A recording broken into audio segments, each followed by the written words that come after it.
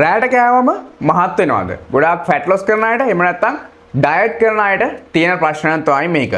මේ රෑට කෑවම මහත් වෙනවද කියන එක. මතක තියාගන්න ඔයා ඩයට් එකක් ෆලෝ කරන කෙනෙක් නම් ඔයා වගේ ඩේලි කැලරි ඉන්ටේක් එක ඇතුලේ ඔයා උදේට කෑවත් රෑට කෑවත් එහෙම නැත්නම් දවල්ට කෑවත් කිසිම වෙලාවක මහත් වෙන්නේ නැහැ. හැබැයි ඔයාගේ ඩේලි කැලරි ඉන්ටේක් එක ඇතුලේ වෙන්න ඕනේ. ඒත් එක්කම ඔයා මතක තියාගන්න ඔයා තමන්ගේ ඩේලි කැලරි ඉන්ටේක් එකට එහා. ඒ කියන්නේ ඔයා ඕවර් ඉට් කරනවා නම් ඔයා ඕනම වෙලාවක කෑවොත් මහත් වෙන්න පුළුවන්. ඒකට අදාළ වෙන්නේ නැහැ ඔයා උදේටද කන්නේ, දවල්ටද කන්නේ, රෑටද කන්නේ කියලා.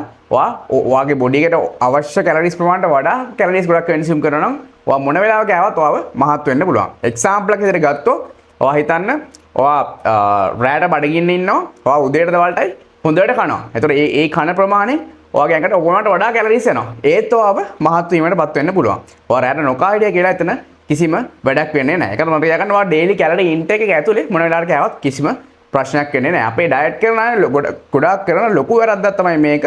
ගොඩක් වෙලාවට උදේට දවල්ට කනවා කාලා දවල් 12 ඉඳන් රෑ 8 9 වෙනකම් බඩගින්න ඉන්නවා. ඉඳලා රෑට කොමාරි නොකනොබී ඉන්න බලන්නේ. හැබැයි ඒක කරගන්න බෑ. මොකද තමන්ගේ ඇඟ පැය 8ක් 9ක් බඩගින්න. ඊට පස්සේ කරන්නේ එක ස්නැක්ස් වර්ග එක ජංක් ෆුඩ්ස් වර්ග කන්සියුම් කරනවා. එතකොට ඔයාලට හිතන්නේ නැතිව ගොඩාක් ඔයාලට දැනෙන්නේ නැතුව ලොකු කැලරිස් ප්‍රමාණයක් ඇඟට යනවා. එතකොට තමයි ගොඩක් වෙලාවට මේ මහත් වෙන්නේ. ඒකත් මොකද තියාගන්න මෙන්න මේ වගේ වැඩි කරන්නේ නැතුව තමන්ගේ ඩේලි කැලරි ඉන්ටේක් එක ඇතුලේ ඔයා රැට නොබී ඉන්න ඕනේ නැහැ. ඔයා බය වෙන්න ඕනේ රැට කන්න මේ ඩේලි කැලරි ඉන්ටේක් එක ඇතුලේ කන්නේ කිසිම වෙලාවක මහත් වීමටපත් වෙන්නේ නැහැ.